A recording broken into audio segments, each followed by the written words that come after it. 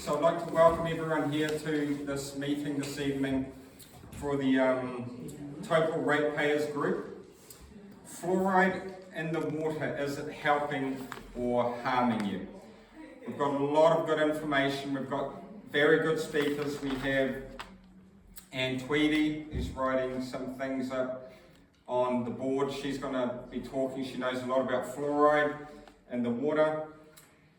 And Duncan Campbell is going to be talking as well. I'm going to be a big thank you to Taupo District Councillor Duncan Campbell for coming out this evening. We appreciate him.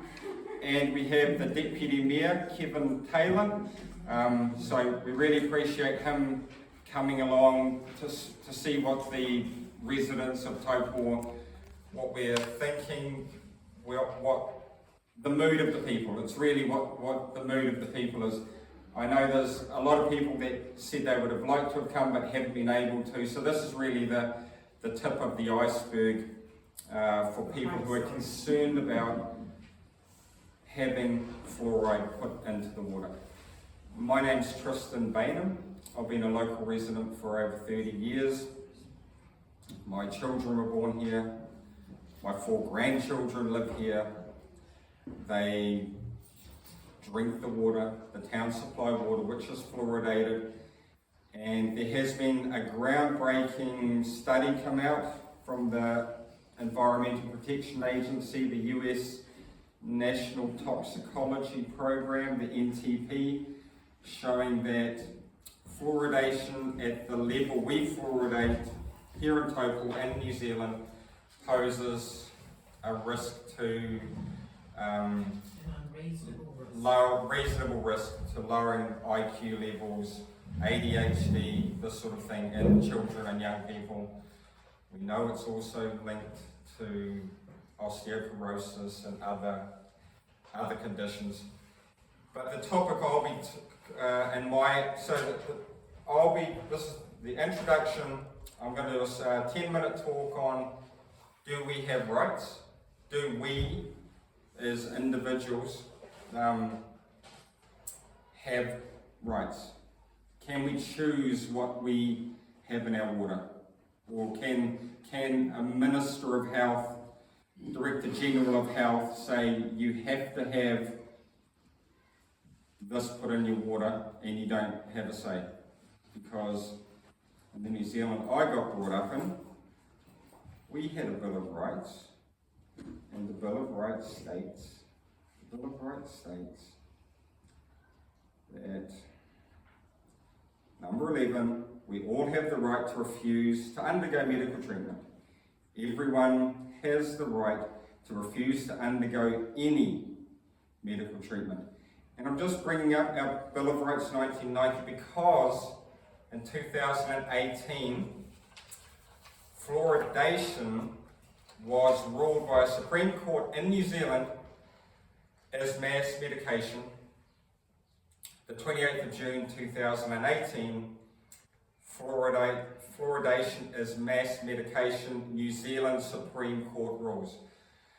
So we're here, we have facts, we have evidence, and we have what is the right thing to do.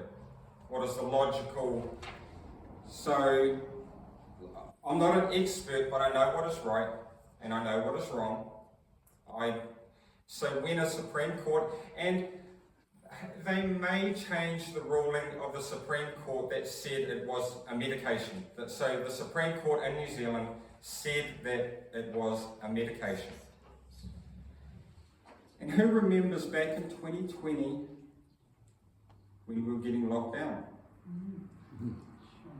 And that was ruled in a court of law to be unlawful activity because that waved across our Bill of Rights, right to travel, freedom of association, our right to work, our core foundation of being a Kiwi, living in the Free West.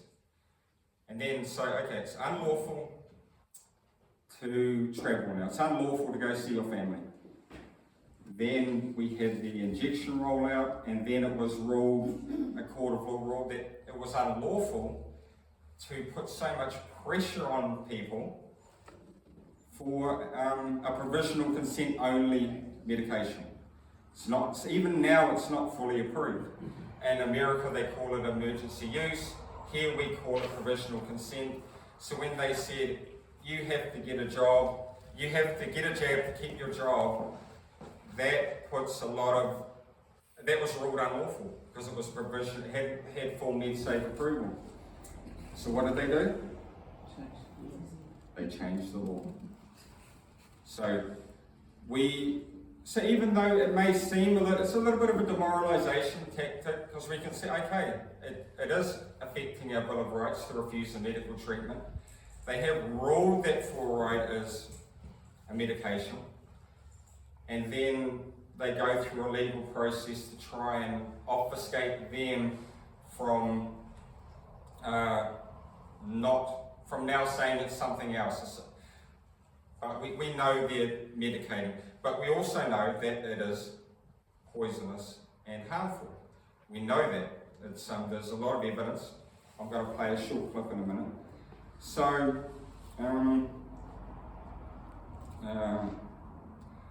and Ashley Bloomfield, just while we're here on the Do We Have Rights, so it used to be that the local councils could decide for, like if there was a huge amount of people that just say, we don't want fluoride, we'd be happy for fluoride to be given as tablets or toothpaste to young people as save the money that you're spending on fluoridating the supply, which takes our choice away.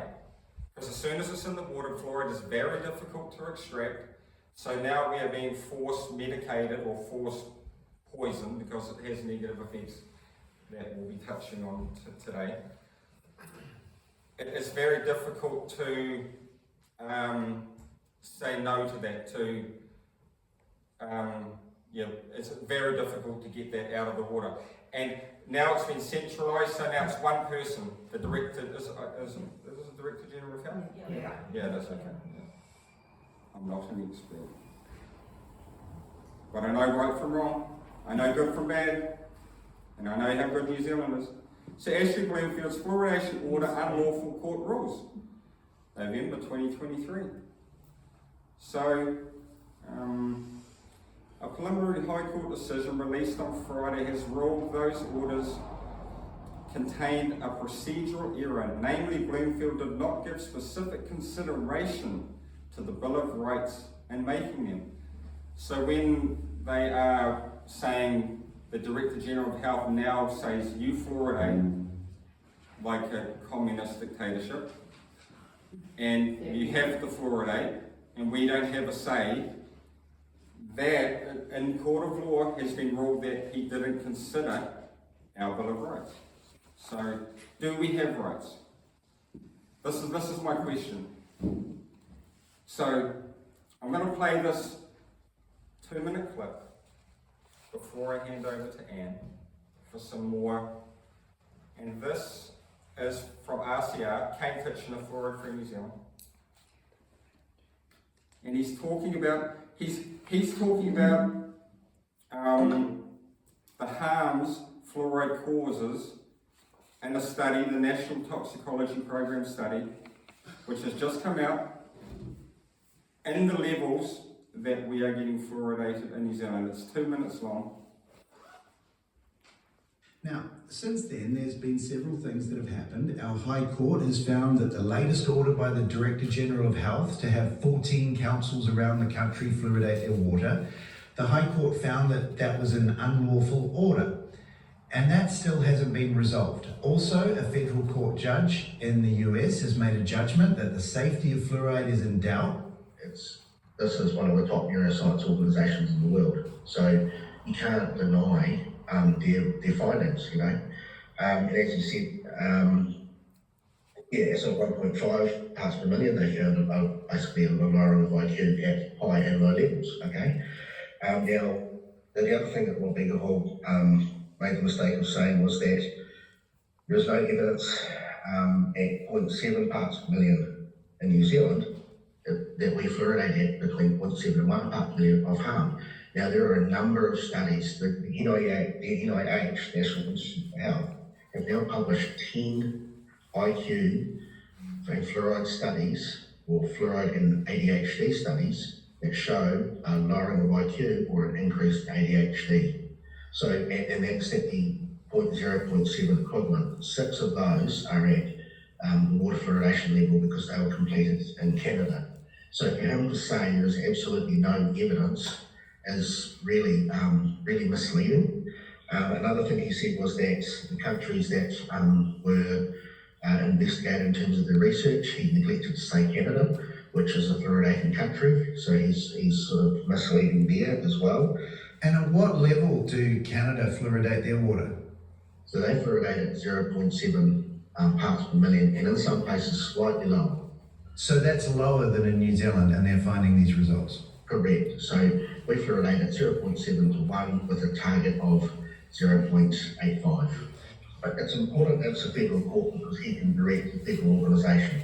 So the US EPA is a federal organisation, and what the ruling was that the court finds that fluoridation of water at 0.7 milligrams per litre, the level presently considered optimal in the United States, poses an unreasonable risk of reduced IQ in children.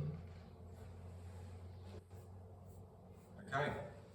So as well as the fact that it breaches our Bill of Rights, our right to refuse medical treatment, it also, there's a lot of solid evidence now to show that it's harmful, can be harmful, poses unreasonable, did someone say poses unreasonable risk to health?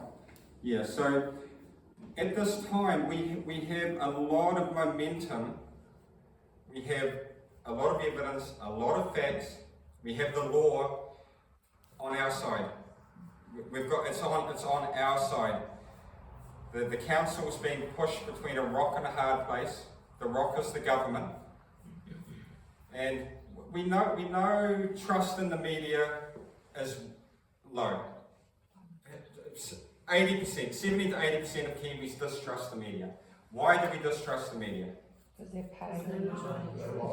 Because they're paid by the government.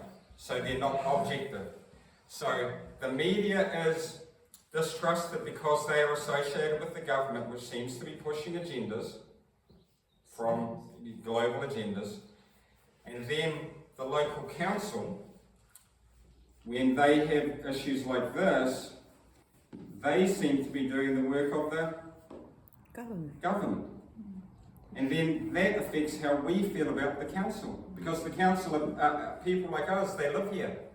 And then when we have an issue like this, whether it be the UN policies driving up our cost of living due to climate policies, or fluoride in the water, when they say, oh, the government's making us do it, it kind of, it's like, who do the council serve? Do they serve the people? Yeah. Or do they serve the government? And they're in a tight spot. They're in a tight spot because they would say the government will fine you, huge fines, daily fines. So all the councillors know that they've got a big stick of the government, but then they know that a lot of the things they're doing are unpopular with the people who they're around. So respect to the councillors for coming here. They do good work. The majority are good people. No, they're lacking courage to Yep. a huge degree. I don't think they're good people. They know these facts and they're continuing to go along. Yeah. And a lot of, but part of that is on us, because we've kind of just, when they see that we've got the facts, we've got the evidence, we've got the law, we're being reasonable and fair, and there's a lot of us, then the fines of the government or doing what's right for the people, what's right for the, it's like conscience, your morals and ethics, all of these things. It puts people in a position where, it's challenging. Ask Duncan Campbell. When you, yeah. And a lot of people have gotten up high. I'm not saying anything towards you, Kevin. You have to have a certain compliance to what the narrative is. And it's just picked up since 2020 and the lockdowns and the rollouts, and there's a lot more people now that are just saying, hey, we have rights, and we have a right to say no to a medical treatment. The Supreme Court says, you can see the ruling from Ashley Bloomfield is under question. So I don't know the answer, but I know that it's going to come from the ground up. It's going to come from the people. The time of just saying, oh, you know, just complaining on our own. It's going to take numbers, facts, evidence, and like I would. What did I write? I wrote something down. I'm not just winging it. Okay. Like I would request to the council, requesting or the Ministry of Health to answer two questions. Does fluoridation added to our water by them, because they do it, the government doesn't do it, they do it, does that breach our Bill of Rights? Because someone here has to put the hazmat suit on, go to the water tower, pump it in, and what is it? And are they willing to stand behind it and guarantee its safety? Although they could just make stuff up, but there's a lot of evidence saying that there's an issue with the safety, and there's clearly an issue with us being able to. It's very difficult for us to opt out of not taking that which they're adding to the water. And like you said, the High Court ruled that it was mass medication. Yeah. And with all the other facts, is there enough to take a legal case against the government? Because they're not listening. Yeah. They don't actually care. Yeah, the thing is, I've talked to councillors and they go, we've got legal protection. The councillors have got money and funds to fight legal battles. They're not like us. No. For us to mount some sort of, making some sort of legal litigation may be, a viable thing. Yeah. If anyone was a lawyer who wants to work. Not a lawyer, but I've actually done quite a bit of reading about the Supreme Court case you're talking about, the High Court case, sorry, the Appeal Court case that it was asked to review, and the earlier High Court case, and you will be aware that there is a case pending. Yeah, the pending. Due for decision in June of next year. Yeah. And I'm happy to, I don't want to take a legal interest in, but at an appropriate time, I'm happy to speak to all of those things. Yeah. Particularly the Bill of Rights, because my background through 40 plus years in the police, New Zealand Bill of Rights was the reason about it. Yeah. But I'll leave that for later. Yeah. That would be great. So the other thing, I don't really talk about later on now, but I can just briefly say, I live in Rakaha, and my water was tested 2 weeks ago, and the reading was 1.15. Yeah. So not only they're fluoridating the water, but they're putting in a super toxic dose. Wow. And when I talk to council staff, not elected members, it would appear there's an arrogance in the staff. Yeah. And they don't want to change anything. Yeah. And one of the water people, staff people, not elected members, told me, oh, fluoride's good. So you see, we have a problem in council. We've got elected members here, and thank God they're here. Can I just respond to that? Yeah. If that happens again, I'm not hard to find. You're free to call me any time, and I can take it up with staff. That applies to anybody. Yeah. I It's not appreciate hard it. to do. Thank you. Well, I didn't know where to go with this, Yeah. and now I don't know where to go with this 1.15, which is over the dosage level. Who's taking that stuff in the pipes? Who does the testing? We had a private test done, several of us. Yeah. We took samples. I took tap water from my home here, and also water from my son's place.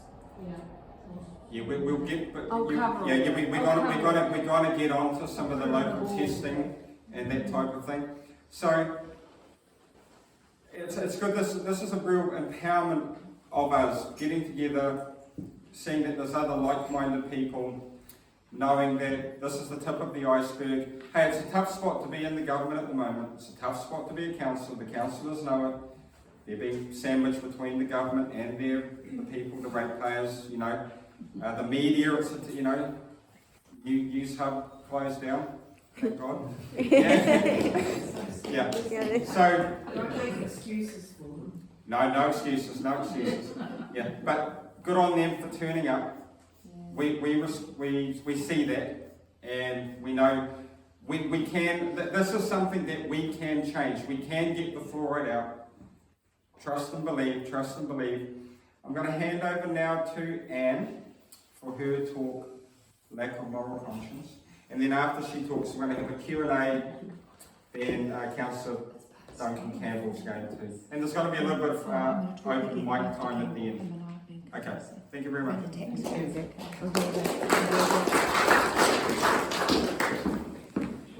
Good evening, everybody. Thank you for coming along. We should have about a lot more people here tonight than what we had. I put it on social media probably a bit late, and I've got some really huge news, I'm so excited about it, huge news to share with everybody tonight. So I'm going to do what I prepared to do, and then Duncan's going to talk, and then when he's finished I'm going to give you some pretty major announcements which have come to my attention after I wrote the speech. So some of what I've written is a little bit out of date, but you'll be so pleased at the end, I don't think that you'll mind, okay? So welcome along. I think most of you know me, so I don't really think I need to go through all the there's a few new faces here tonight. My name's Anne Tweedy. I'm a mother of 2 and grandmother of 4 and a ratepayer here in Taupo. I was brought up in Hastings and told for many years that fluoride was good for my teeth. I even believed the Colgate's advertising back then enough to clean my teeth twice a day. I didn't know any better. Hastings had been fluoridated since 1954-55, and as a child growing up I had no idea the harm I was doing to myself and my family. I might need a drink of water before I'm finished. I came in with a water bottle, there it is. Excuse me a second. I thought I brought it in, I just couldn't see it anywhere. Bear with me. Okay, just a bit dry. Okay. Now, my mother, who broke her wrist twice, her arm and her ribs, and my mother-in-law, all her ribs cracked easily to the point where when she was in the rest home and her son was trying to lift her from the bed to the chair and back, her ribs were cracking because all the bones turned to chalk, and that is the dental fluorosis. The pair of them had had fluoride their entire lives. Every fall resulted in more broken bones, so that's something I've been very aware of for many, many years. My great-grandmother, that's a different story.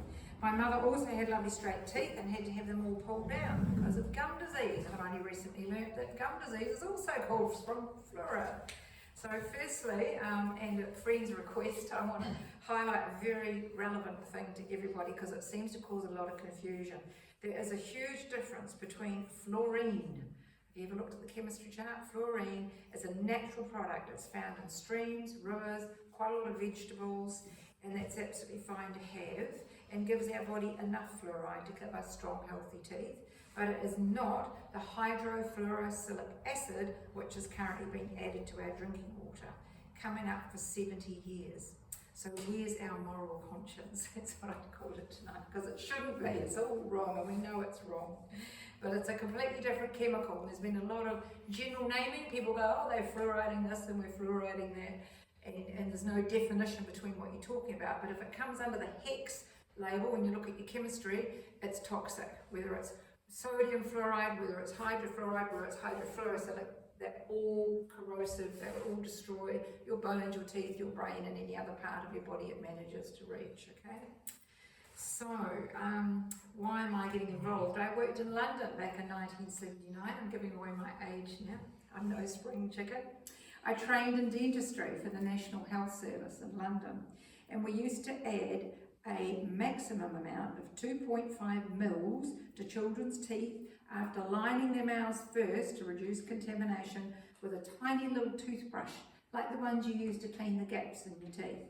That's how small a quantity a qualified, educated dentist knew was the maximum amount to safely put on a child. Okay? So And then they'd spit it out? No.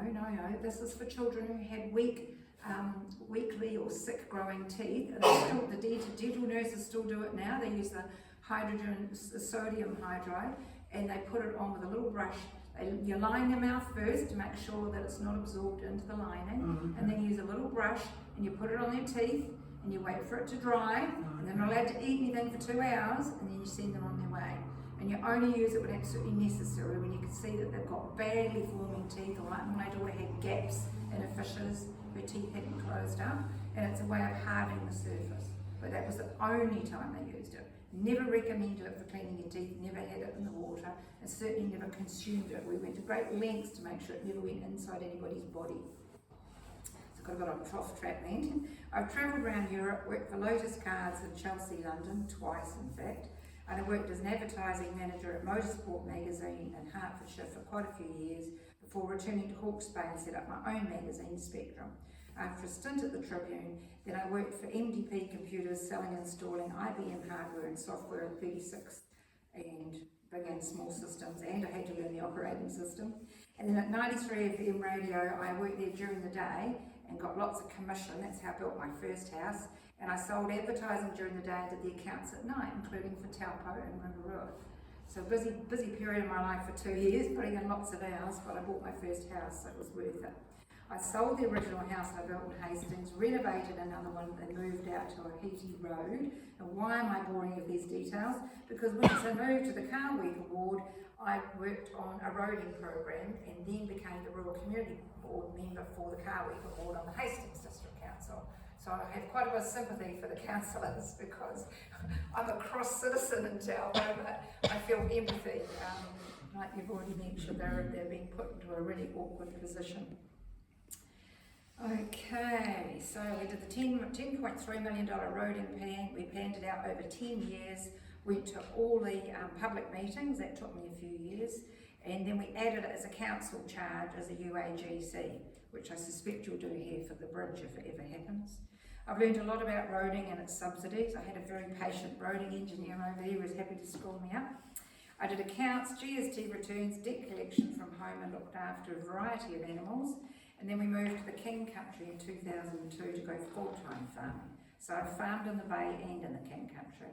I've sold real estate, worked for Hawke's Bay Realties and PG Wrightsons, had my own restaurant for 4 years in the main street of Taramanui, and I've owned a property in Taupo for about 5 years. I've just renovated my second house, and I've been working at the Hilton until recently. Additionally, I'm still doing paperwork for Brewer Power Auto Electrical, which is in Taramanui, and I work remotely. I do the GST, wages, tax, reconciliation, and all the boring stuff at home from my office. So generally, I've had 2 jobs on the go most of my life. We've had trouble living on one wage. Now, back to the issues. Do we all have a moral conscience? You get a few nods for that one. And a healthy amount of responsibility. How interested are you in the state of our country? It's a bloody mess. We should not have an attitude of she'll be right, mate, which I can't believe how many people actually throw that one up, and that someone else will take care of it, because they don't. And that's why we have active, intelligent people here tonight fighting for our basic rights. And how well informed are you? Have you read through the changes to the New Zealand Health Act 1956? Sounds boring, but go and have a look.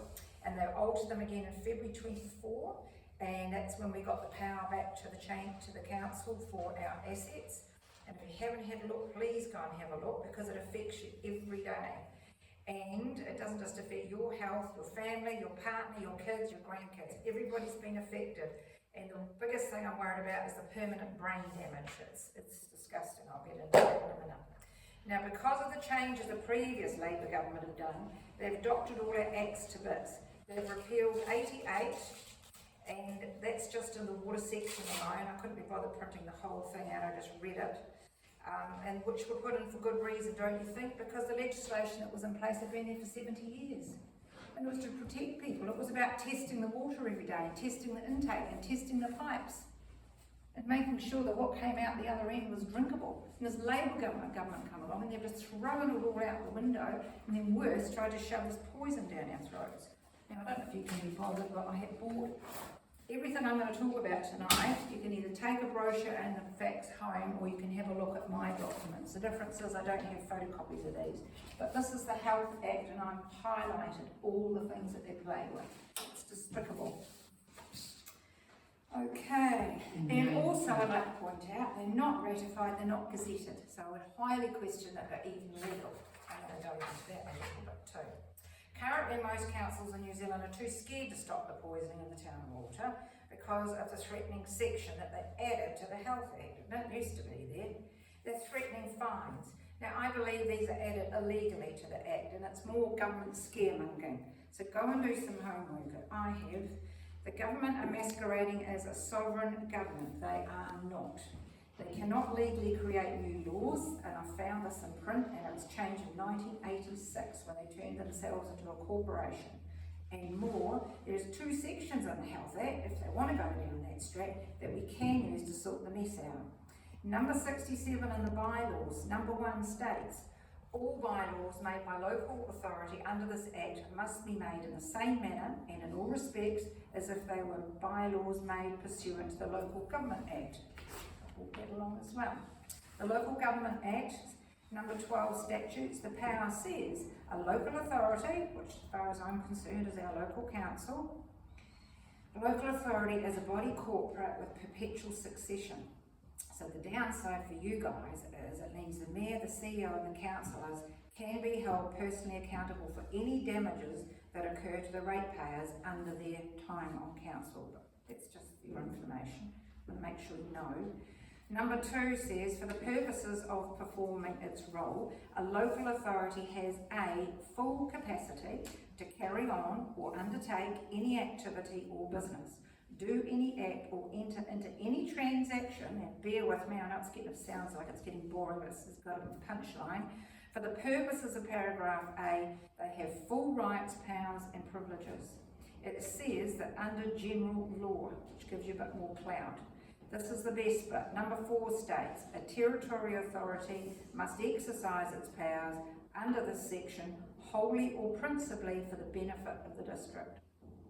Now, how many of you would consider putting poison in the water as a benefit to the district? Number 5 says the regional council can be involved as well. The regional council must exercise its powers under the section wholly and principally for the benefit of the region. So we could perhaps pull them in as well. Might help with a bit more clout. Now back to the Health Act, under 92ZR, our district court may cancel or vary the orders that government dish out.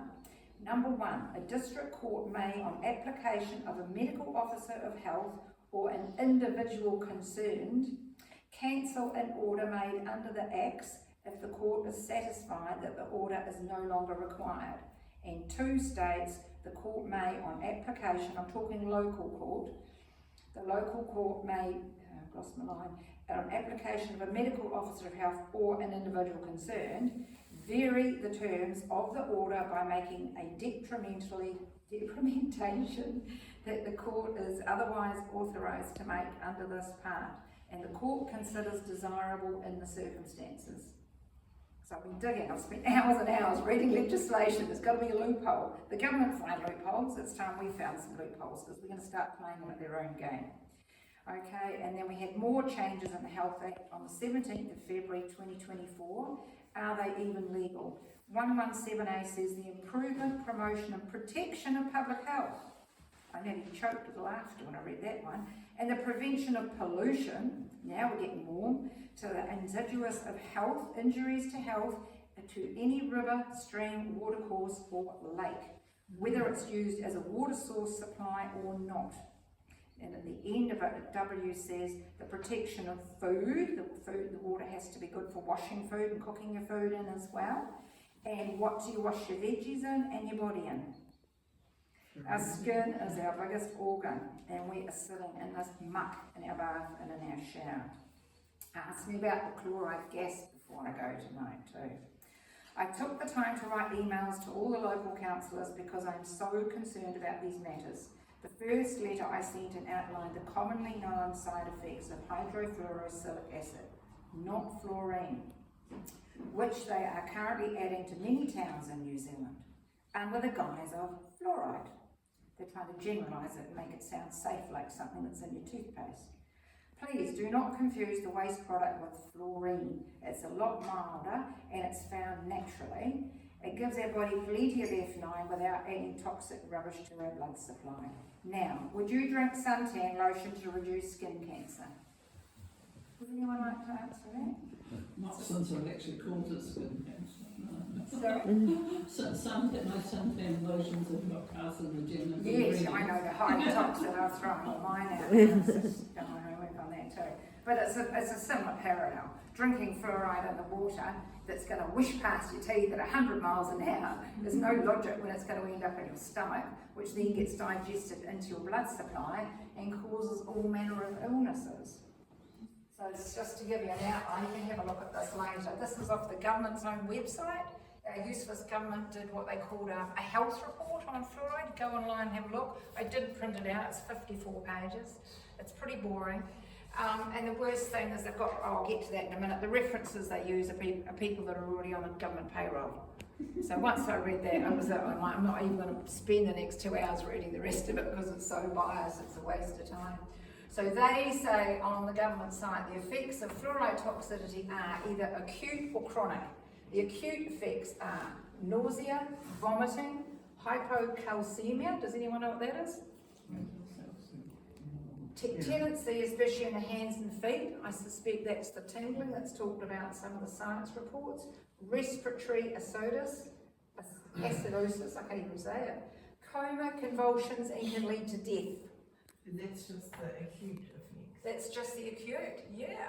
And then the chronic effects are dental fluorosis, I think we're all well aware of, skeletal fluorosis, which is really disastrous, hypersensitivity to other foods and chemicals once the shit's in your body, hypopexia, I'm not sure what that is, dyspepsia, do you know what that is?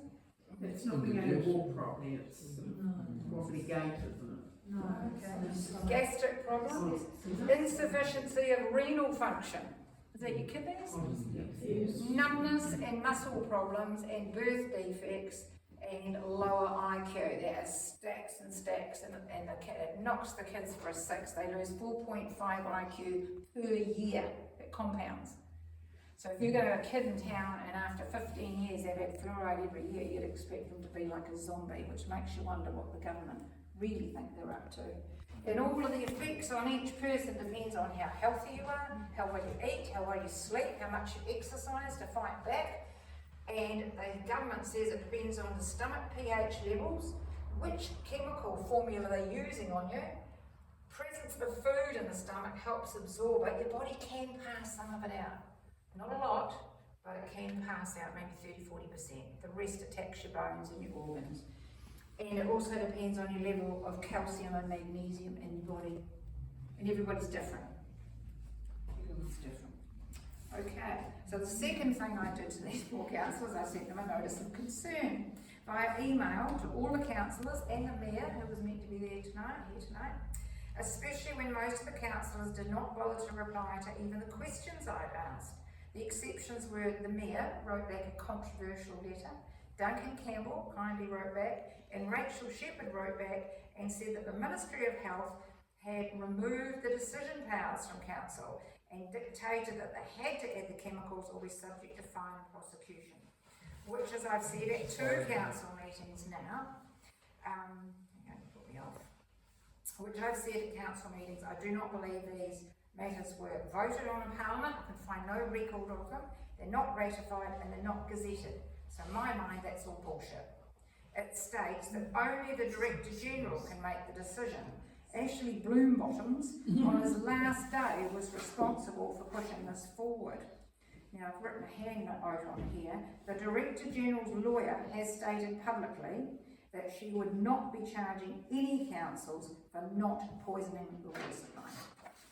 That's worth having a poster made and put on the sound. Can you just say that last sentence again?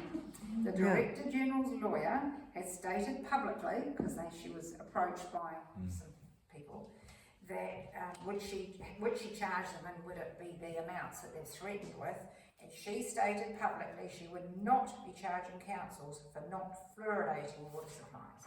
So then the council is not between the rock and the hard place. Not really, no, but they've got to call them out bluff, don't they? The government legislation was all BS anyway, and I'm going to wipe it out the window at the end of tonight anyway, because they're no longer in charge. What's the fluoride been in the water, Taupo? 90 times. 65? 65? It's 54 in Hastings, I don't know about that. 65? Okay, it's quite a while. So what does this coalition government think? Do they have board as well? The new government, Yeah. you're talking about the National Party. As well. Of course they are. Yeah. Yeah, well, they're getting dictated to from the WEF. I found out to my horror yesterday that Melbourne's just threatened another round of lockdown injections. And we asked where it was coming from, and they said they've got a WEF office in Melbourne that will be orchestrating the whole thing. So the last thing I want to hear in the next week is we suddenly have a WEF office in New Zealand, or Wellington, Auckland. I've certainly got my ears pricked, but we'll see. We'll see. So we're going to get rid of them anyway. But as ruled by the High Court, this directive is unlawful because, as the chairman's already stated, under the Bill of Rights, the council are medicating our water without our consent, and it is a crime against humanity, and it is nothing for anyone to be proud of. And I'm quite sure that the ones that have got the conscience to come along tonight, they realise that it's nothing to be proud of, and we're all trying to find a solution that suits everybody. Okay, I have brought with me tonight some photocopies of some genuine, there's a big difference, genuine peer-reviewed science reports. There's Fluoride on the Brain by Professor Robert Isaacson. I've kept that since 2018. Thank you, Debs. You can pass them around the room and have a look. Everything I've left on the table, people can take home, photocopy it, share it. We're trying to wake people up. Some people still think fluoride's good for them. We won't go there. Fluoride in the brain, that's the first one. And the next one I've got, my favourite, is the potential fluoride toxicity from oral medicines, is the Iranian report, which I've hung on to since 2017. It's got 48 unpaid peer-reviewed reports, so you can actually believe them. And when I went through the government website and had a look on the internet, it's this one here, you can have a wee look. There might be, was there one or two of those up there? It's called Potential Fluoride Toxicity. Okay, sorry, I did photocopy some to hand. I need to photocopy two because it's quite large. But you can see for yourselves, come up and have a look later. There's 3 pages of references on the back. And they're all legit, and none of them have been used on the council, on the government side, I beg your pardon. Have a look. They've got some really dubious ones in there, and I'm going to tell you a little bit more about the skullduggery there too in a minute. Okay, and the other one I like is The Cause of Brittle Bones. Now, I subscribe to Frank Schellenberg for about 15 years now. He wrote the book How to Grow Younger. Have any of you read it? Worth having on the shelf. Try and get it. He just happened to send me this in one of his weekly updates. Basically, I paid to get a constant supply of the latest science out of America. I think it was like $88 a year US. It wasn't a lot of money. And every time somebody did research that he thought had any validity, he would email it out to us. So I've got drawers and drawers and drawers full of them. And this is one that he wrote after his son had a health issue. So it's, he's very legit, very legit. Nothing to do with politics, he's just into hearing people. Okay?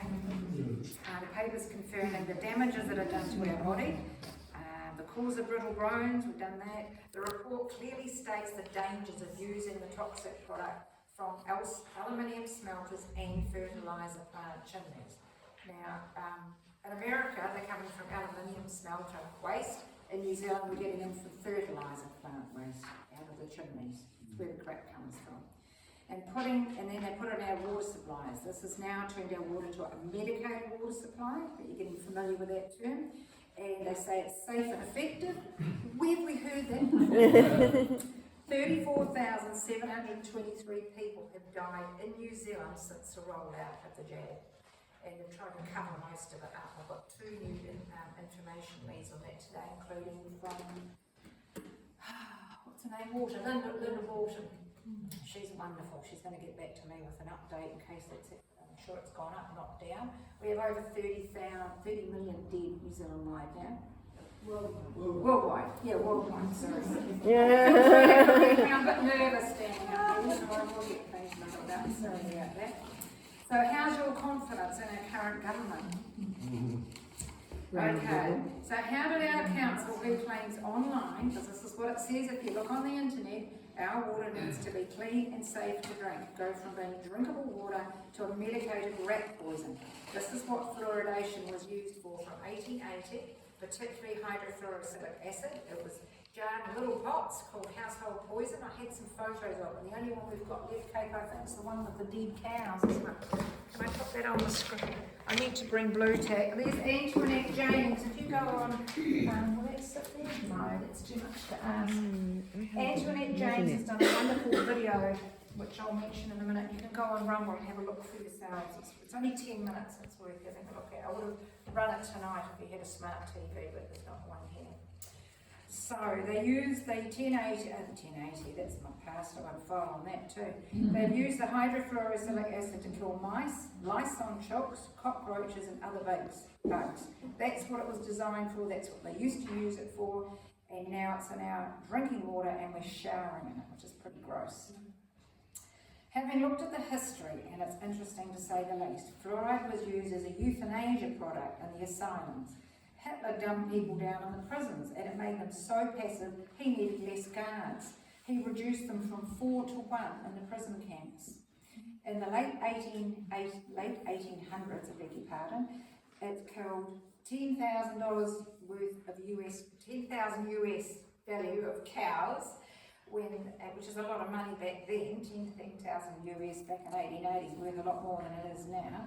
Worth of cows when the waste product produced accidentally leaked into the drinking water because they cleaned their chimneys out, and it ran into the stream and it killed thousands of cows. They had them biopsy because the farmers were really upset, and the biopsies showed the liver and kidney damage was obese in all the dead cows from the fluoride seepage from the Elco Aluminium Company waste supply, and then from them cleaning out the chimneys. Then you had Robert Duncan of the University of Kansas.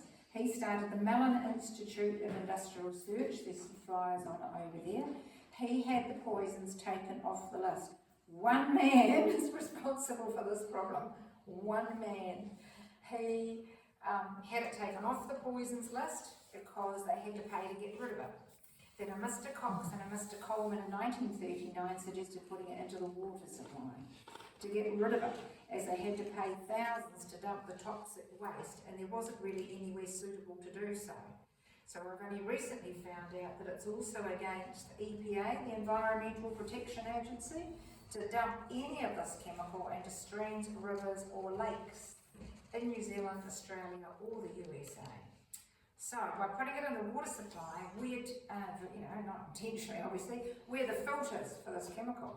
We're drinking it out of a tap because they're giving someone's making a lot of money out of buying the product in the first place, obviously, but like the 1080, they were paying the councils for that too. They push it through, they get their money, then the product gets pushed through at our end, but we've got nowhere to put it, we don't want it, and because it's coming out of our taps, I mean, I wouldn't drink one glass, but even if I was dying of thirst, I wouldn't touch it, but innocently people are having large quantities of it and it is affecting their health hugely. It's disgusting. In 1945, Grand Rapids were the first town to be fluoridated. Poor bastards. The dentists spoke up horrified and they were either ignored or threatened by the companies. In Denora, 6,000 people were damaged and 20 died. Animals suffered, cats and dogs died, and it was deemed an act of God and a big cover-up. In 1948, it was an experiment to add it to other water supplies, and they started spreading it around America. A famous Mr. Edward Bernays wrote the book, The Propaganda. You must read it, then you see where the government gets all their skullduggery from. It has helped sell all sorts of shit. He got involved and he was putting his advertising towards mothers, etc., and children who were being good if they cleaned their teeth with fluoridated products. It's a bit brainwashing, it's a bit like TV, isn't it? Now the points here are, first of all, there's no informed consent and there's no principles of control on the doses consumed. They just shoved it in by the bucketful into the town water supply. There were people with bow legs and buggered kidneys and all sorts of stuff. The doco, I'd love to show it to you here. It's only 10 minutes and it's quite entertaining the way that she's put it together. But do go have a look on Rumble and have a look. And it's called Inside the Beehive. You can't miss it. Now, New Zealand's doctors, Kane was saying, it's Kane Titchener, Yeah. said in 1966, we had 3 generations have now had lowering of their IQ. That adds up to 48% lower than to begin with. And that fluoride is 25% of the content of all major tranquilizers. Did you guys know that? I don't know that. If you know anyone on Prozac, tell them that 25% of that pill is hydrofluorosilicic acid to numb them down and make them pacified. Scary, eh? Science says it causes brittle bones in teeth, kidney and liver damage, depression, Alzheimer's and early dementia, arthritis, pineal gland hardening. When your pineal gland's working, it controls all your body's hormones. It's really important part of your body. Osteosarcoma, bone cancer found mostly in teenage boys. You've got to look out for bone pain and swelling, as opposed to growing pains. If you've got the swelling, then you know you've got a problem. It is escalated because of the testosterone levels in that age group. So it really affects boys between 9 and 19, the most hardly affects girls. Shows you how different we are. It causes ADHD, thyroid disease, and it causes cancer faster than any other chemical on the planet. I've seen that sentence come up in numerous reports that I've read. Especially vulnerable, God help them, are the bottle-fed babies because of their size. The people on kidney dialysis with large volumes of water being pushed through their bodies using fluoridated water caused dozens of people to die here in New Zealand in 2019 because the water they pushed through the dialysis machine was from a fluoridated supply.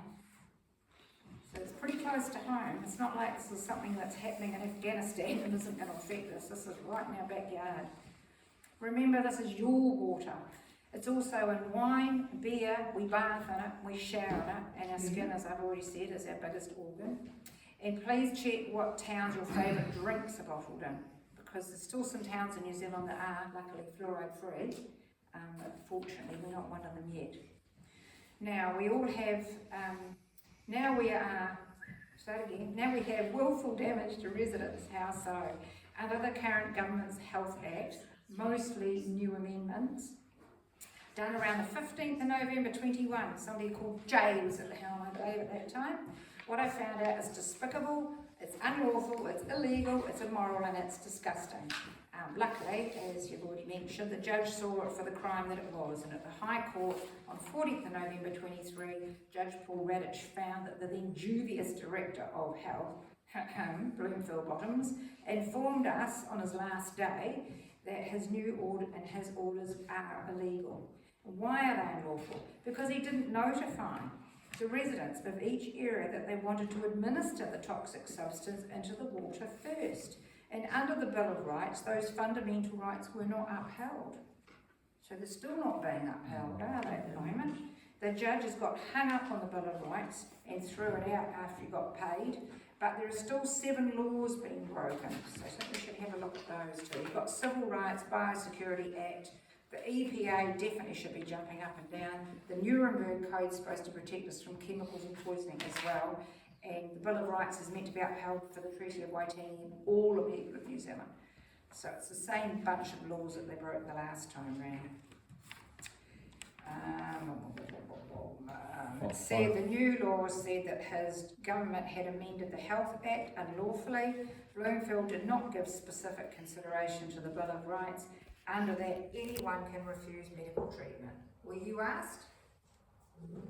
Did anybody ask you that you were happy to have fluoride in the water? That you were happy drinking a toxic chemical out of your tap?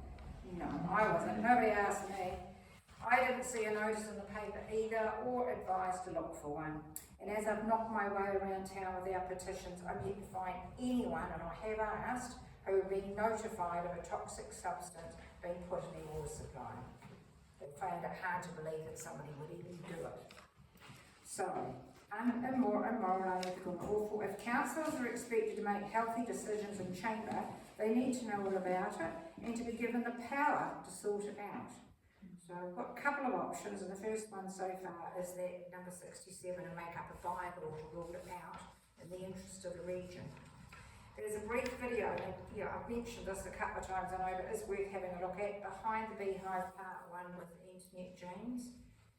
On Rumble, have a wee look. Leaders need to be informed. Being uninformed is unacceptable and irresponsible. Under New Zealand law, if you don't agree to a new legislation, this is very, very effective with what we're doing at the moment, acts an amendment, if you don't disagree with them, you're actually agreeing with them. Is that right, Selena? It's called acquiescence, eh? Passive agreement. Silent. Tacit. Silent. Tacit agreement. Thank you. I didn't get to write that down. You didn't muddle about. Well, I do understand it now a bit more. So, 3 questions for you. How do you define safe drinking water? It's been acknowledged that it's now medicated and not safe to drink. I wouldn't drink 1 glass of it, so I'll no longer be paying for the water part of my rates. And as I buy all my drinking water, and I've had the added expense of putting in a rainwater tank, which is now going filtered, so it's unpoisoned for my vegetable garden. How much is council currently spending on putting into the water? Now, I've asked this a few times at 3 different council meetings, at my original speech and at the 10-year plan, and I'm still waiting for a reply. Could any of you here tonight tell me how much the spend is out of the budget? Not off the top of my head, but I can find out. That would be great. I asked you that question last time. They're really good to I know. found out one of the other councils is spending about 35k, so I suspect we'll be similar. Is that a year? Per year, yeah. I suspect it's a lot less than people are spending on replacement of water and filters and all this stuff. Yes. Yeah, I just suspect that. Yeah. Buy a decent filter. I can get into that in a minute because we got a bit of training on that the other night too. We better spend on some tennis courts. We haven't got any of those in Whare Rocker. How did you choose which option to go with to remedy the problem? I put these forward at council. For council to go it alone with lawyers against the legislation, because it's the old story, if you don't fight and put your hand up, then they'll walk all over you. There's a bylaw option, number 67, which council can put up their own bylaw to protect their area by adding or prohibiting the poison. And once you do that and have it signed, there is nothing central government can do to override it. Who in our council had a chance to make a start on this? I'll come along and give you encouragement on a daily basis if it's going to help. Okay, join with all other councils, as Duncan Campbell and I have already suggested, in order to refute the corrupt amendments to legislation. This is an option with the Mayor, Tauranga Mayor, Mahi Drysdale's also opposed, and he said that you can't put a neurotoxin in your drinking water. Members of the Rotorua Council are also opposed as well, and Hastings, Nelson, Wellington residents also don't want it, and neither do their councils. And there's still about 12, I think it was 14, but Tauranga's given in, and Hastings has recently given in. So I think we're down to 12 councils that are holding off putting the poison in their water supply. As they've done a bit of research and they can see the dangers involved. Just recently, on the 24th of September, the US has passed water fluoridation in a wake of it's a historic federal court ruling. Judge Edward Chan ruled in favour of removing the hydrofluoric acid from the water supplies. It poses an unreasonable risk of reducing children's IQ. Well, that's an understatement when it does about a dozen or two things to our bodies. But the point would be with him, this is my new pen again, he states that 0.15 parts per million is too high, okay, because it causes permanent brain damage. Chen ruled in the US, EPA, the Environmental Protection Agency, can no longer ignore the risk of fluoridation and what it poses to humans, especially children's teeth, children's health. And the agency must take regulatory action. The ruling stemmed from a lawsuit filed right back in 2017. Why does it take so long to get this shit sorted out? This was from the Fluoride Action Network, Mums Against Fluoridation, Food and Water Watch, and individuals, parents, and some children were even involved in the whole court process from beginning to end to get to this stage. It followed the publication of a key report from the US Department of Health and Human Services National Toxicology Program. Very good news, having it recognised as the problem that it is. Hydrofluoric acid goes down the drain and into our beautiful lake, or worse, the Waikato River, it's going to Auckland, please have a think about it. This is a category 8 poison, says Waipakarau dentist John Jukes.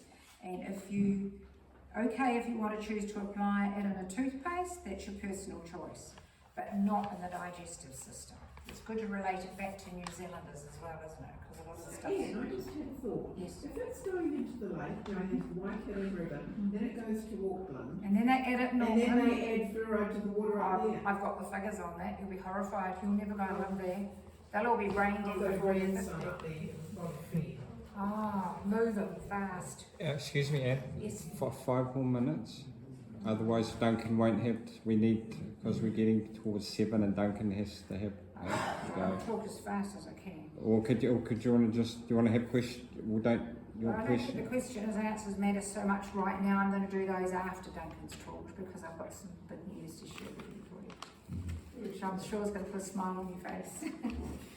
Okay, the water supply posed unreasonable risk in children's IQ, even in low amounts of 1.5. This is permanent brain damage at that level. We just did all that, didn't we? General, the US can no longer ignore it, blah, blah, blah, blah. And who was involved? Okay, done that too, so I've lost track now, we've stopped. It's illegal to dispose of any hex fluoride varieties into, because there's different forms of them, but it's illegal to put any of them into the air, river, water or sea, according to the Environmental Protection Agency. So I think that'll be our next step as a group. We'll contact them if our current legal letters don't get us the required results, which they should. I've got to talk about that. Okay, have substance running out of our taps, blah, blah, blah, blah. What can we cut out?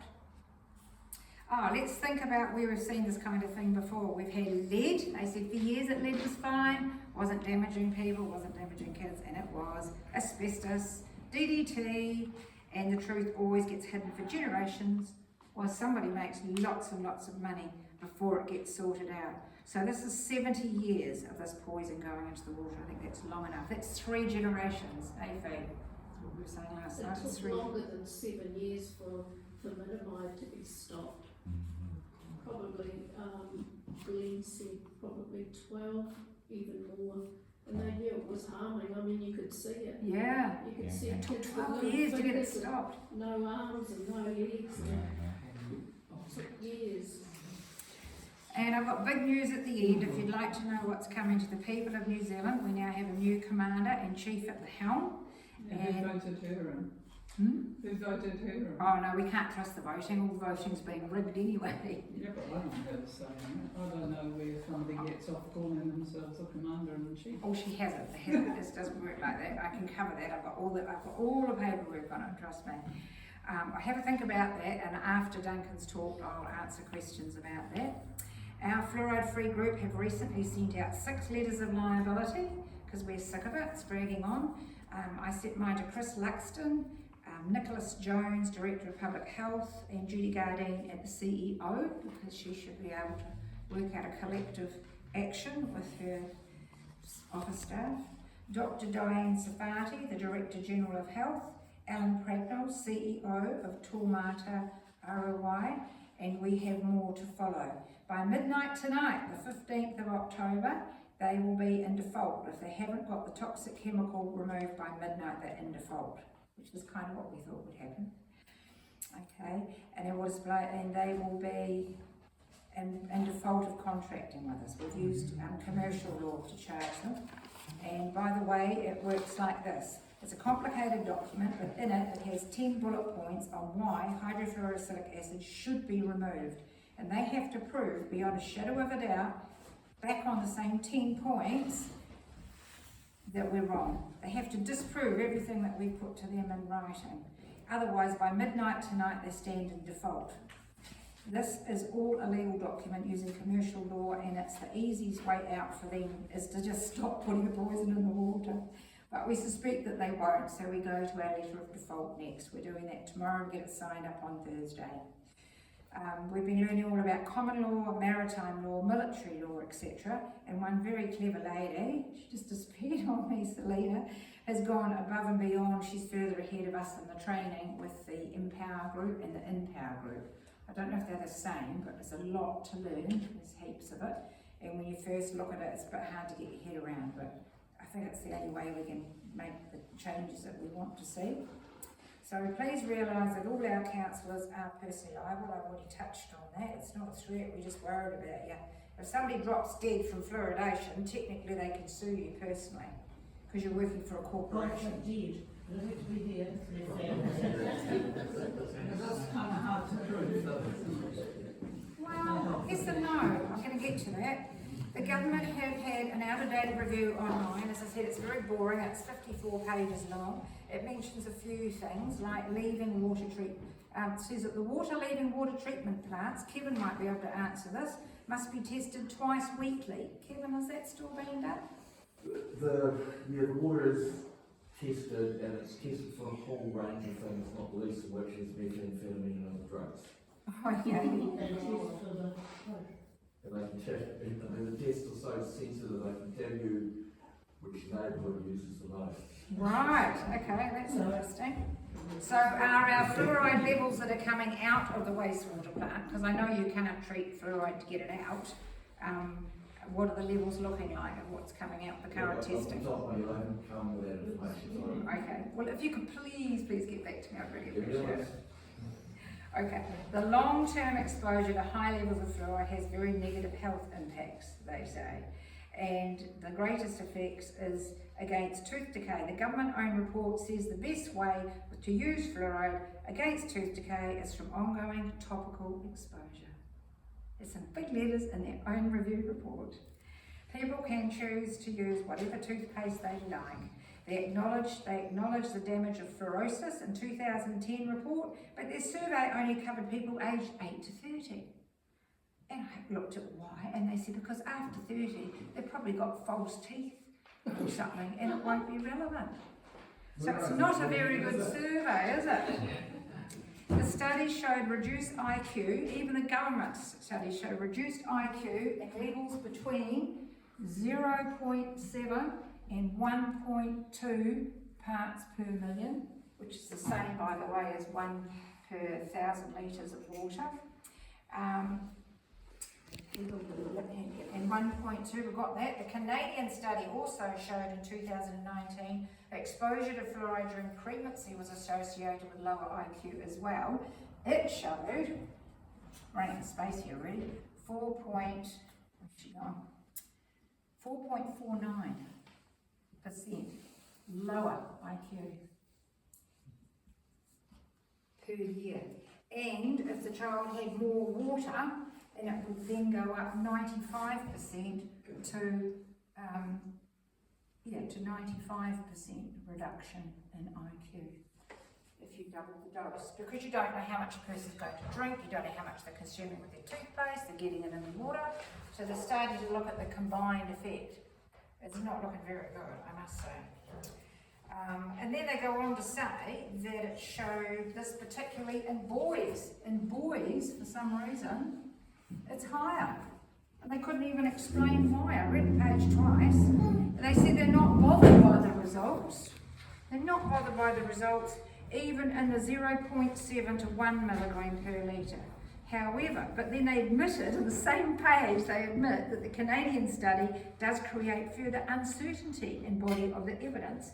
A lot of evidence produced by the US Health Department and the Human National Toxicology Program regarding fluoride exposure, and it's worrying that they also quote online opinions and, I'm at the end, and supporting from Gluckman and Skegg 2014. Have you heard those names before? Ring a bell, don't they? They pop up all over the place, and they're both currently on the government payroll. And they say that they are advisors to our Prime Minister. Now, if that's not unbiased, and if that's not bad enough, Sir Peter Gluckman is with the Royal Society and president is the Dental Association, who's making lots of money out of ticking out all the products. For me, that's too biased for comfort. They also mention that F9 is in the groundwater in Auckland. You were just asking about Auckland. And the groundwater, before the chemicals added, they've already got 1.6 to 0.8 in the groundwater. Already, before, it says in capital letters, before adding hydrofluorosilicic acid. 1.6 or 1.6 down to 1. The lowest they got was 0.8, which is the recommended safe level to have in the end, not after hydrofluoric acid has been added. That's Auckland and the North Shore, before adding the chemical. Now, it does not take into account that F9's already in your vegetables and food and other things. So the combined effect will be a record number of Alzheimer's patients in the northern regions. They know, the government know all this. On the 11th of October, I was asking at the weekend for some help with this because I wanted to have facts for you. Linda Wharton, she must have been tuned into me somewhere, researched various peer-reviewed articles and discovered that just the 4 top medical journals in the world, not just New Zealand, world top journals, the Lancet, the JAMA, the British Medical Journal, and there was another one, I didn't write it down, I'm sorry, but you can find it on Facebook. 58% of the articles, the writers have been paid, are you sitting down, luckily, 1.6 billion, just between 2020 and 2022 alone. 58% of them received at least one payment. 51% accepted research payments paid by drug companies, ranging between $495 and $43,000 for one article. That's a year's salary for most people by the time you pay tax. It's ridiculous, isn't it? The average payment over that time was $173 and 64 million was paid out just for general payments for helping with the reports. Food for thought. So thank you, Linda, that's not my research, that's hers. In closing, fluoride makes your body absorb extra aluminium. Now where does that go? To the brain, exactly. And what metals show up alarmingly in the brain of Alzheimer's patients? That's the one. Now we took water tests here in Taupo at my house on the 1st of October. We were graced with a visitor to our regular fluoride-free meeting. We have meetings at home every Tuesday night. Everybody's welcome. If you want to come along, front door's always unlocked. And if you're going to get into the local testing? I'm just going to give you the test results for 4 areas. Okay, yeah, because Duncan's running out of time. Okay, Yeah. no stress, no stress. So we did central Taupo. This is on a very reliable machine. We got 0.2 for central. Then we had 1.15 for hooker. How do you say it? Hooker. Hooker. I don't know how you pronounce it. 1.5. Then one of the ladies in our group has got this really expensive filter on her neck, so we were hanging out to see what she had, and she had 0.73 parts per million, and it was double filtered. So it went through 2 filters before we got it out of the glass and tested it, and it's already at, like the government's telling you, 0.75, and they say in black and white, go and have a look, they're aiming to go to 0.85. That's where the government's aiming to poison you at, okay? And they've got that one. The next one was 0.71 parts per metre. That's 2 mile a day. Sorry, keep talking, I'm trying to get through it. Acacia Bay water, straight out of the lake, that was a bit better. 0.45 parts per million. So that'll be run back from the wastewater. That's Acacia Bay, straight out of the lake. So they're not fluoridated here? I'm not talking out of the tap on that one. This one's different. Oh, okay. This is out of the lake. Okay, out of the lake. We wanted a comparison. Now, my house, we got 1.18 parts per million. I'm in Whare-Waka, for those of you that don't know. Old Whare-Waka. Now, that was from the tap. Then we went down and checked the other tap. It was very similar. The other tap was 1.20. That was my garden tap. Now, like I said, I've got a rainwater tank. Excuse me looking at my back at the moment. I'm trying to be quick here. The rainwater tank, by comparison, had 0.36 parts per million. We tested it twice, and the second time I ran it was 0.32. I stirred it up and did it again. Now, 0.7 poses unreasonable risk to your health. I've got that from 3 sources. 0.7 parts per million is unreasonable for the body to handle. Unreasonable risk to health. So how does 0.36 parts per million get into the rainwater? That's curious. Yes, that's another whole story. That's geoengineering. I could do a whole night on that. I've got a big file on that one. I've got all the latest contents for that too. So why does it fluctuate then if it's all going in at one point source? I don't know the piping system here. You've obviously got a big master water tank. Is it the big green tank out the reserve behind Richmond? Is that the tank we're getting our water out of? There are a number of reservoirs. Yeah. Just need to correct you on Tracer Bay. It is connected to town supply and was the last year. Okay, so they are being fluoridated here. So prior to that, it was not fluoridated in Tracer Bay. That's how I understood it. So it's like, it's no longer the case. Yeah. It's connected to town. Yeah, I thought it was.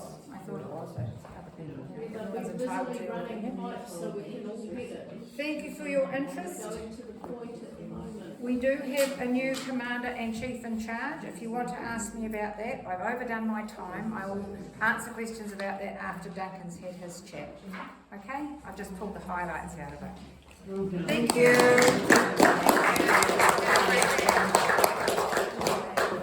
Sorry I didn't have more pictures.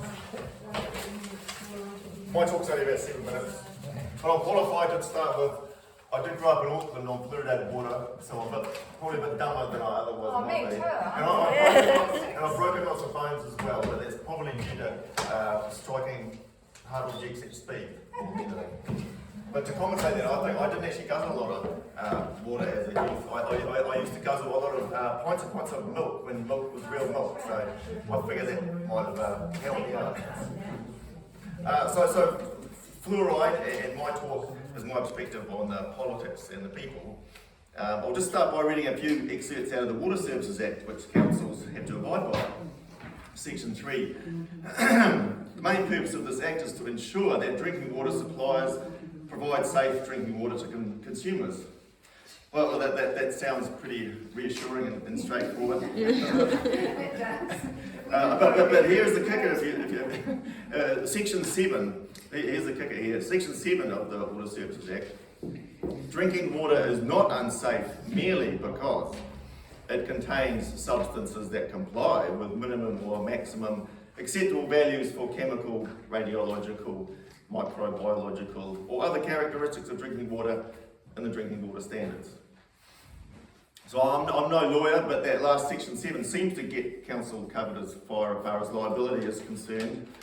We are just doing as we are told. Does that bother anyone in this room?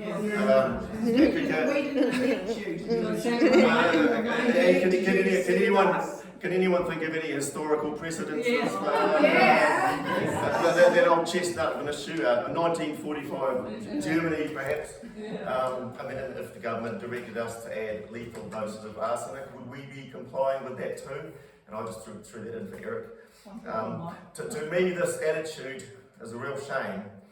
Because I have of late been reading about the history of Taupo from the 1950s onwards, when there were some colourful and forthright characters who made this town basically from scratch, and they didn't let any bureaucrats from Wellington stop them doing what needed to be done. Now I know, yeah, that's what I know. We're all down with fluoride. Well, look, I know my household is spending more on bottled water to drink lately than we have had before, and I personally am starting to resent the expense and wonder how many others feel the same, especially when you hear about these new improved New Zealand water standards, which we are also expected to pay for. And some of the bottled water has fluoride in it too, so you might want to check that. And you're buying it in plastic, which is another. Don't tell me about it. No, but look, as the uninformed, unconsented medical treatment, which fluoride indisputably is, I think anyone with a sense of dignity and who doesn't like being treated like cattle should be offended. Those words, informed consent, probably didn't mean much to people prior to 2020, and I include myself in that. But since those two words mean a whole lot more, since that time, those two words mean a whole lot more to me than it used to. During the COVID mandates, informed consent, or absence thereof, meant a lot of people had to quit their jobs if they didn't choose to consent. And there is now a lot of disdain towards the medical establishment for letting that happen. So I say the question should not be why should we take the fluoride out, it should be why are we putting it in the first place. I think an analogy to the current situation is like having Roundup in our drinking water to supposedly keep the cold bugs away, and putting it onto the naysayers to prove that it does any harm before we'll consider taking it out. I mean, It's insane, really, isn't it? it is all backwards, and basically I think if people want to ingest fluoride, then they should be having to do it themselves in their own homes, at their own cost. I think this fluoride debate, or lack thereof, represents something at the heart of what our council, your council, is really all about. It may seem a trivial or periphery issue to many, perhaps even most people out there. But I think it brings up an important question. Are the elected members like me, the ones you voted in there to represent your best interests come what may, or is it all geared up for them to slot in and follow the program, whatever that may be? Absolutely, that's what it looks like. At the moment, I say it is most definitely the latter, which is to follow the program. And if an elected member wants to get support for their own pet projects, or even the main platform they got elected on, then you'd better not start making fusses about anything else. Fluoride doesn't qualify as a pet project or platform for any of the current elected members, including myself, and it comes across as a controversy to be avoided if at all possible. So why should any of us, elected members, want to be investing a lot of time in it? The absence of a reliable and objective fourth estate, independent media, is glaring here. Generally speaking, what visibility is there of elected members once they get elected? Because it's fine to make some election promises once every 3 years, and quite another to be regularly held to account once in. For example, every councillor bar myself strongly advocated against having a binding referendum on mounting boards. And this is it's actually quite a significant issue for local democracy. Sorry, it might be a referendum on. Well, yeah, every councillor bar myself strongly advocated against having a binding referendum on mounting boards, yet I've seen virtually zero write-ups or justifications from any of us, or from any of your elected members about it. Well, why is that? I need to correct you on that because I was absent for that vote. So to say all of us did that is not quite correct. Okay. I appreciate the value of these meetings, and Keiko and Tristan are doing an excellent job organising them. However, I believe that in addition to this, there needs to be kick-started an active and visible watchdog, resident and ratepayer organisation to hold council and elected members to account. They do this in some other towns like Ruapehu and Waitaki, and I think it is crucial for us to have something like that here going in Taupo too. I have said many times that for too long in Taupo it has been the council staff steering the ship, and I don't even blame them. At the end of the day, it is the voters who put us councillors in, and we are the ones with the power and authority to be able to do something about it, fluoride included. We could hope for the next election a year away from now, but it is pointless electing a new bunch who say all the right things in election time and then disappear behind the scenes for the next 3 years. Practically speaking, and I will end on this, elected members could vote today for fluoride to be out, and it could be out by virtually tomorrow. Here. Yeah. Government does have some legislation in place to start imposing financial penalties, apparently, they say.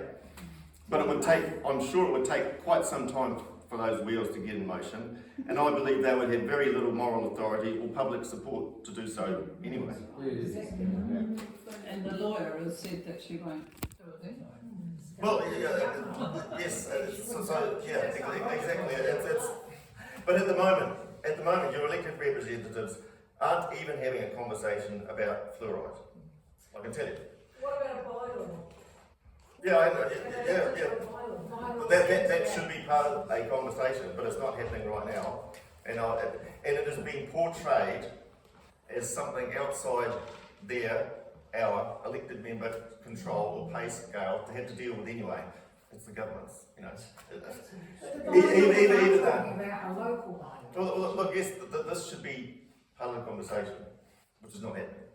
How can we make In the it? council chambers. I'm saying it's happening here, it's not happening there. And I say this, even though we are actually the ones employing the staff to call the stuff in. I mean, we're the ones doing it. But the staff doing it. No, we're paying them to do it. We're paying for this, okay? For goodness sakes, this council even kept a budget item in the long-term plan for additional future fluoridation, just in case we get directed to do it. Oh my. I mean, you know, what does that say about any inclinations to consider this issue more thoughtfully? It does not say much at all. At the end of the day, and this is, I'm wrapping up with this, at the end of the day, I say that if you want this council to stop fluoridating, or even to start taking the issue seriously, then you've got to start doing what it takes to make it a problem for council and councillors that they cannot ignore. We're going to stop paying the water. Yeah, we should have done that already. But what we should And do- I guarantee if Taupo elected to take fluoride out of the water, you get every other council in New Zealand ringing you up and saying, how did you do that? We'll do the same as you. Yeah, because they all want to do it, Yeah. they're just too scared to do it, and they're intimidated. To stop stopping rates to be effective, you're going to need thousands of people to do it, not 1 or 2 or 10 over here. You know, and that, you know, that's the issue: getting enough people to care enough. Yeah, well, that is the truth, actually. To say, I am not prepared to pay to poison myself. I don't want to pay to poison myself. I mean, how can you argue against that? It's so common sense, eh? It's hard to know that we've even got to argue the point. Yeah. Oh, that's so stupid. Yeah, well, it's been like that for the whole last 4 years, hasn't it? It goes back further. I can remember years ago, I don't know what, can't remember what year it was, but it was years ago, I went to a meeting in Hamilton, and Peter Dunn said, I want the government, central government, to take control of horse fluoridation. Now, this fluoride thing goes back a long way, but my personal journey goes back probably 35 years. When I have a large family, I have 4 sons and 3 daughters. My youngest son, when he got his second teeth, they had white patches on them. Well, of course, there was no Google back then, but because being a proactive mother, I researched and found very quickly the white patches on his teeth were fluorosis. So we were living in Tauranga at the time, and I drove to the top of the Conamites to get bottles of spring water for my large family. And so I've been pushing back against fluoride for 35 years. I now have a granddaughter with fluorosis. Now that son of mine, he's 42 and he's facing the second lot of spinal surgery. The fluorosis has affected him in different ways. It hasn't stopped his career. He's a very hard-working and successful bank manager, but he suffers. And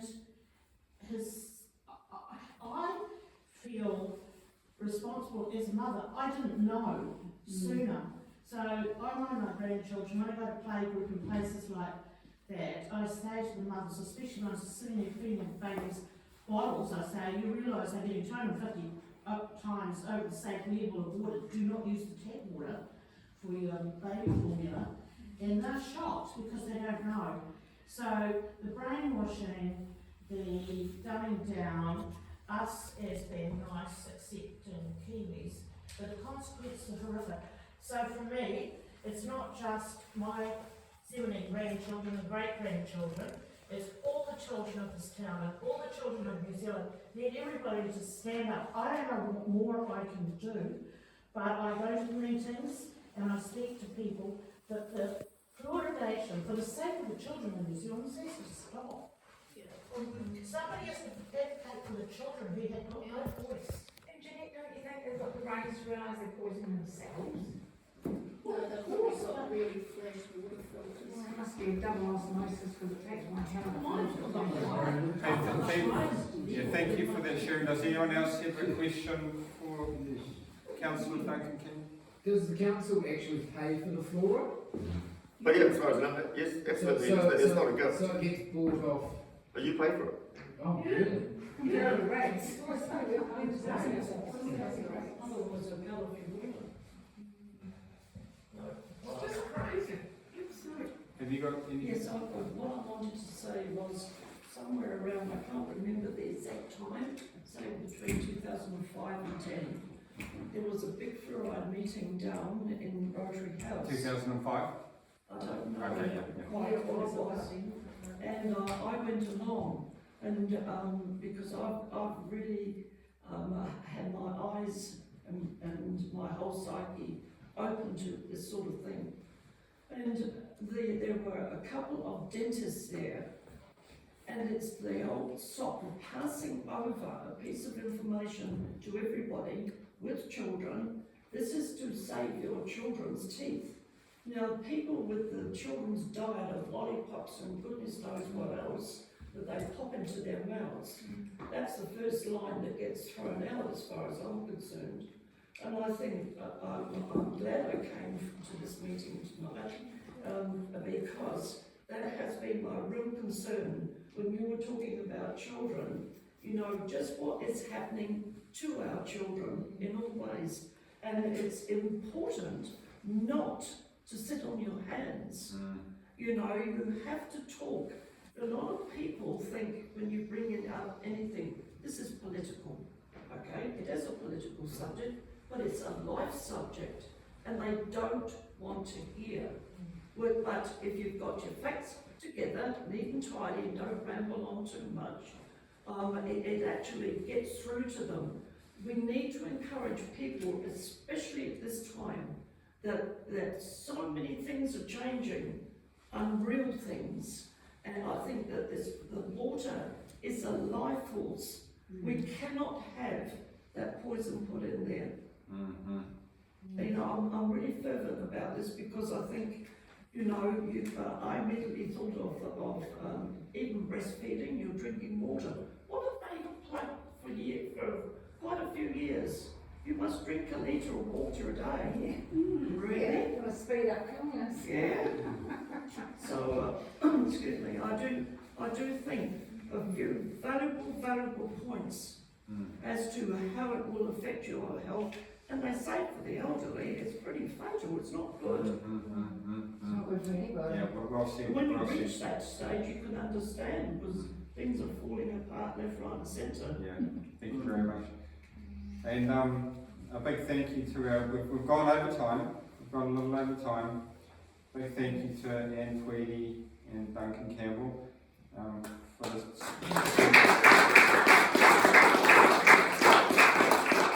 And we can see that it was easier to avoid the COVID with the K-19 injections than it is to avoid the fluoride in the water. All you had to do was leave your job, make some difficult choices, and you didn't have to get that. But the fluoride, it takes a lot more effort to not take that. So actions count. Turning up here has power. Thank you to the Deputy Mayor for coming. Really appreciate it. Have you got something to say? 30 seconds of your time. Yeah, please. You said actions count. Yeah. So, and I don't want to, I don't want to talk dirty, but like I can say I read the court decisions you talked about, and I'm sorry, a little bit wide of the mark. There's one issue in play which is still live, and that is a question around the New Zealand Bill of Rights. If you want actions, there are two things you can do as a group. One is you need to mobilise. So that's strength in numbers. Yeah. I'm sorry, but this isn't enough. No. Alright? So if you really want to make a change, make a difference, there is strength in numbers, and we're talking mass numbers. The second thing, and I won't go into a lot of detail, but in all of those cases referred to, the Fluoride Action Network actually had their cases and their appeals dismissed, and they had costs awarded against them. Right? The US ones? No, No, the New Zealand ones, all the way to the Supreme Court. However, there is one live issue, and that is a question around Section 5 of the New Zealand Bill of Rights Act, and that talks about such reasonable limits prescribed by law as can be demonstrably justified in a free democratic society. That is the only question currently live before the courts. So if you really want to make a difference, get in behind that group, Yeah. who are currently fighting that in the courts. So that's two things you can do. I'm sorry, but in terms of a bylaw, that's fine. Don't deny, could agree, we get all the councillors, we could vote on it tomorrow, and the staff, by the way, we only employ one person, that's a CD, and she employs everyone else. The staff could quite rightly turn around and go, not doing that. There's not a thing in the world we can do about it, because we cannot require them to break the law. And the law is well set on that. Okay, so I'm sorry, that's just to save a bit of time coming to us tomorrow saying, it's simply won't happen. I'm sorry to run your parade, but those are the two things, if you really want to make a difference, I really encourage you to do that, Yeah, I really appreciate that, and that's that live breach of the Bill of Rights. But there is also this National Toxicology Report, this thing that's come out recently, which is new to the table as well, which does, show that there's a lot of evidence to support a lot of this stuff. So that'll now be coming through the system as well, and the next time we meet. And no, there is a lot of other people who feel the way. You get 1,000 people in a room, 800 to 900 of them probably don't want fluoride in their water, and around random. There's a lot of people who want to have the choice. So just down a Stanley Street in Logan Avenue, I mean every door, and I only had one person there. But I've got to say, I mean, look, I say to Kevin, All sign the petition.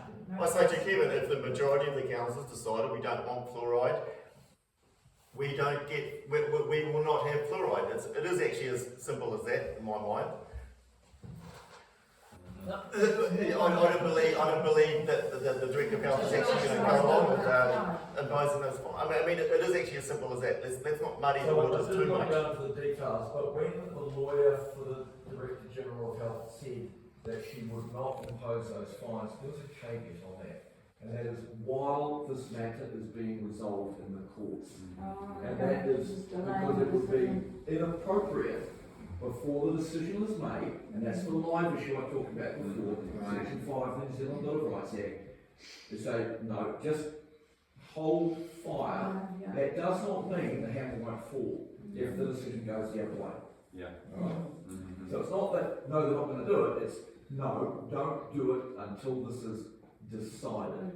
Yeah? So you need to, it's a quoting line of a movie I enjoy. In an investigation or a deliberation, details matter. They do. We've already sent out 6 letters of liability so far. We've got another 6 going to go. And as of midnight tonight, if they haven't pulled the pin on the chemical, they're in default. We go down the next level, and if they don't sort it by then, they get another 14 days, don't they, Selena? Another 14 days. Hey, And I would say also actions matter too. Actions actually do make a difference. Yeah, they do. Moving ahead of the prescribed thing, the appropriate thing to do, sometimes actually makes a difference. yeah. Actions matter, and like I said, in the old days, a lot more of our leading citizens were prepared to take actions over the pedantics of this and that. And I think we need to come to a better time like that today. Another one we might be able to hook you into is we've got the other group here next week, Challenging Councils, is another organisation. Are they actually coming? They'll be here next Thursday night. So if we could And please have a hand the idea of that to... is to link all the councils together, to make them stronger. I think people should be aware of that. So if we could have a hand to put the chairs away.